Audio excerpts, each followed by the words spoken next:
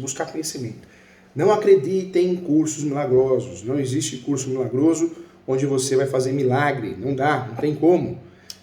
Você não consegue fazer um curso e atingir diversos dígitos, né? A gente precisa, de fato, estudar pontualmente para conseguir ter sucesso na nossa carreira. Isso é muito importante, tá bom? Então vamos lá, vamos juntos aqui. Vamos analisar aqui 2 procedimentos diferentes nessa aula, aqui na pós de Direito Notarial e Registral.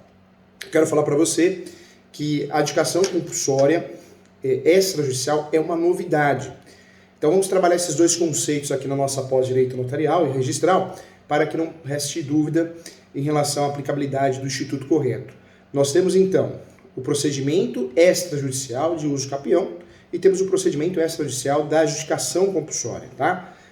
O procedimento da adjudicação compulsória extrajudicial no registro de imóveis, ele tem aí uma diferença muito grande em relação a requisitos e principalmente é uma forma originária, o uso capião é uma forma originária e já a adjudicação compulsória é uma forma derivada, né? Então a adjudicação compulsória, tem muita gente que faz confusão, mas não é uma forma originária, é uma forma derivada. O uso capião é uma forma originária de propriedade, já a adjudicação compulsória é uma forma derivada. Surge a adjudicação compulsória, lembrando que a adjudicação compulsória sempre foi aquela ação que nós utilizamos na situação onde o vendedor se nega a transferir o imóvel. Já recebeu, o comprador tem prova disso, independente da verbação na matrícula do imóvel, do contrato de compromisso de compra e venda, o vendedor ele consegue não transferir, ele foge, se oculta, se omite, não transfere a propriedade, o ato translativo, a transmissão da propriedade para o comprador, para os compradores, para a compradora. Nesse momento surge a figura da ação de adjudicação compulsória, uma ação como se fosse uma obrigação de fazer, onde o meu objetivo é obrigar o vendedor, a vendedora, os vendedores transferirem a propriedade. Esse é o grande objetivo da adjudicação compulsória. Surge também, em relação à ação, procedimento judicial, a adjudicação compulsória inversa. E a adjudicação compulsória inversa, eu vou usufruir dessa ação de forma inversa, como o próprio nome diz. Quem vai ser o autor da ação é o vendedor, ou os vendedores, e não o comprador. Então, essa ação tem esse objetivo. Eu vou obrigar o comprador a transferir. Então, estou invertendo o polo, né? O autor passa a ser réu, o réu passa a ser autor. Então, é chamada ação de adjudicação compulsória inversa. A ação de adjudicação compulsória inversa é antiga, já há muito tempo. Muitos advogados e advogadas utilizam para regularizar imóveis, mas muitas vezes utilizam de forma equivocada. Utilizam tentando substituir o uso capião, a ideia que seja mais fácil, seja mais rápido, e acabam errando feio, né? Eu falo que a adjudicação compulsória ela é traiçoeira. Eu quero lembrar a você que a adjudicação compulsória é uma ação de obrigação de fazer, mas a grande diferença da adjudicação compulsória para a ação de obrigação de fazer é que a adjudicação compulsória não simplesmente vai obrigar o vendedor a transferir ou o comprador a transferir o imóvel, uma vez quitado. O grande objetivo dessa ação, de fato, é resolver o problema. Quando o vendedor perde a ação, ou seja, o comprador ganha a ação de adjudicação compulsória, mesmo que ele não faça a transferência desse imóvel, nós temos aí sim um documento que é expedido pelo Poder Judiciário, no caso da adjudicação compulsória judicial, que é a carta de adjudicação. Essa carta de adjudicação ela vai ser expedida e o comprador leva no cartório e consegue transferir a propriedade para ele, em regra, não é bem assim, na prática é diferente da teoria, né? E consegue transferir a propriedade para ele, resolvendo o problema. Então, esse é o grande objetivo da adjudicação compulsória. Transferir através de uma decisão judicial.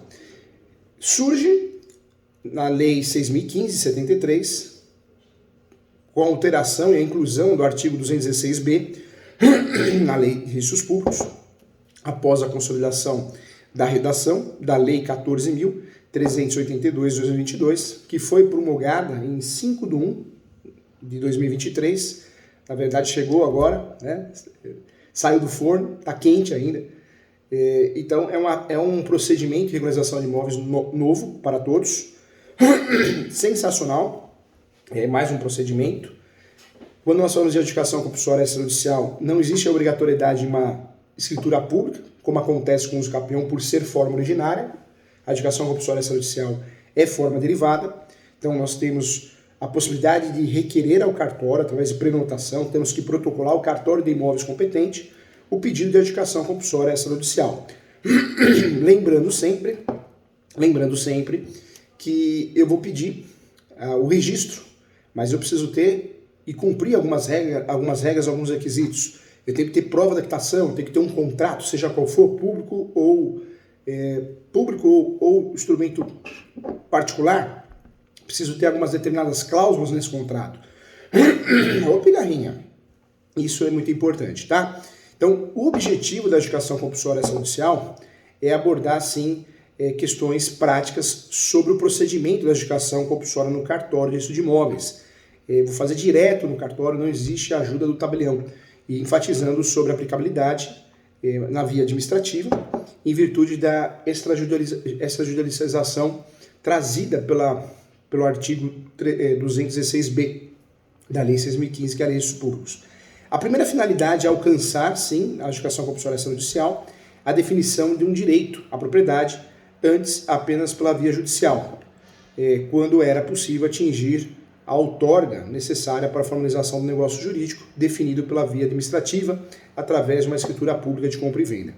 A finalidade atual é viabilizar o reconhecimento de um direito de propriedade, independente de processo judicial, quando, de fato, implementamos, independente do processo judicial, quando implementado os procedimentos. Então, importante trazer também. Podemos dizer que a adjudicação compulsória extrajudicial existe também a utilização subsidiária do Código Civil e do Código de Processo Civil. O registrador de imóveis não pode exigir menos que o juiz. Então, o registrador oficial do cartório não pode exigir menos que um juiz. O chamado paralelismo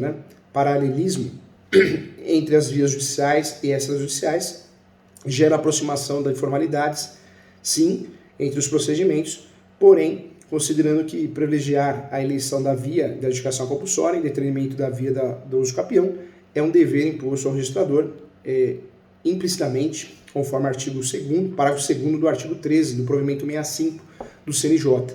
Parece-me, sim, recomendável que o registrador de imóveis possa adotar a mesma postura. Então, importante. Nessa situação, gente, o procedimento que passa a seguir será exposto também com regramentos referidos de vários diplomas legais também. Vamos lá, quero falar com você aqui do procedimento, então, da extrajudicial da adjudicação compulsória. Como que funciona a tramitação interna do registro de imóveis?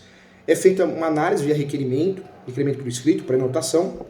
Então, o advogado, a advogada vai fazer esse requerimento, não precisa de escritura pública, pedindo o registro via adjudicação compulsória extrajudicial.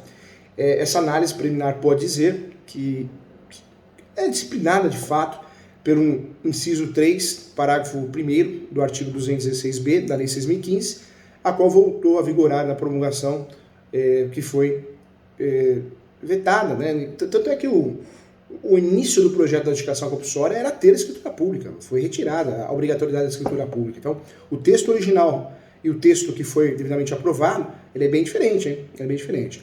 O procedimento de adjudicação compulsória vai iniciar, sim, no cartório de imóveis, com o protocolo e a atuação do respectivo requerimento, que é uma petição inicial, como se fosse uma petição inicial, respeitando todos os artigos do 319, firmado pelo advogado assistente, contendo o pedido de notificação extrajudicial a ser dirigida a quem deve ser outorgada a escritura pública ou recebê-la do propriamente vendedor, assim que o faça, devidamente acompanhado de promessa de compra e venda e cessão ou cessão de direitos hereditários, tá? Lembrando que direitos hereditários, a regra é não registrar na adjudicação compulsória. É cessão de direitos, compromisso de compra e venda, promessa. Nós vamos ter um problema sério com a cessão de direitos hereditários, porque tem outra situação que nós temos que falar. Os direitos acessórios, eu tenho um regramento totalmente formalista. Então, não dá para fugir. Dificilmente, com a cessão de direitos, você vai conseguir sucesso na adjudicação compulsória extrajudicial. Vamos lá. Como funciona isso, então? Então, eu vou fazer o encaminhamento, o protocolo, a prenotação. Passados aí pelo menos 15 dias, sem a manifestação, depois do requerimento vem a notificação. Passado pelo menos 15 dias, sem a manifestação notificada, ficará caracterizada a prova do inadimplemento e tal ocorrência será certificada pelo registrador, a fim que o interessado possa adotar a providência prevista no inciso 3 parágrafo 1º do artigo 216b, ou seja, para que se dirija ao tabelião de notas a fim de lavrar uma ata notarial. Eu posso fazer isso, né? Mas lembrando que não existe obrigatoriedade da ata notarial na adjudicação compulsória extrajudicial, tá bom? É importante frisar também que o prazo de prenotação será prorrogado até o acolhimento ou a rejeição do pedido, cabendo citação de dúvida do inversa, tá? Então, também é importante aqui. Ademais, para a elucidação de qualquer ponto de dúvida, pode também você fazer um pedido de reconsideração. Eu costumo fazer isso antes de fazer a citação de dúvida do inversa, tá?